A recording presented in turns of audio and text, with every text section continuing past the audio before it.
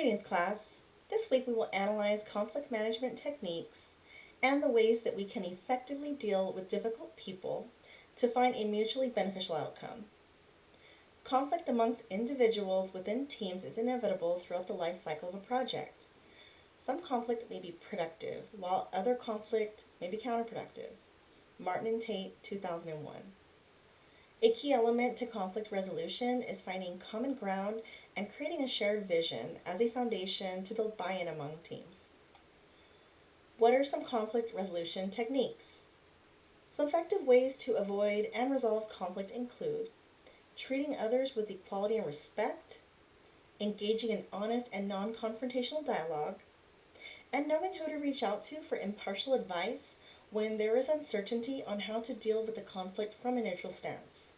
Atwood, Bourne, and Lewitter, 2019. How do you resolve conflict? By listening, clear communication, and being proactive. People become frustrated when they feel that they are not being heard. Many conflicts can be avoided or resolved by actively listening.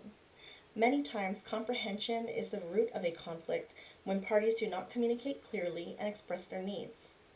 Engagement between parties often and regularly can help everyone stay on the same page, keeping the shared goals at the forefront.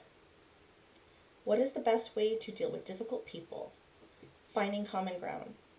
Finding a motivating factor between individuals or teams can be something that unites the divided. When dealing with difficult people, how do you diffuse the situation? By returning focus and circling back to the shared goals and what unites rather than dividing factors. What are some strategies to deal with difficult people? Remaining neutral first. Keeping emotions out of communication will avoid adding fuel to the fire.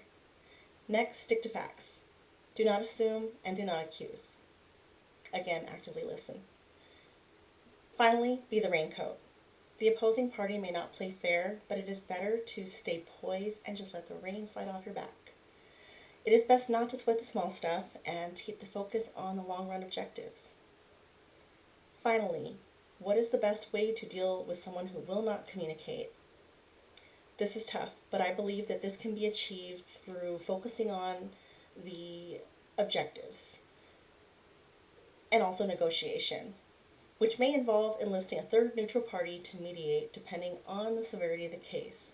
But ultimately, I believe that conflicts can be resolved by reminding opposing parties of shared interests and objectives and focusing on things that unite rather than divide.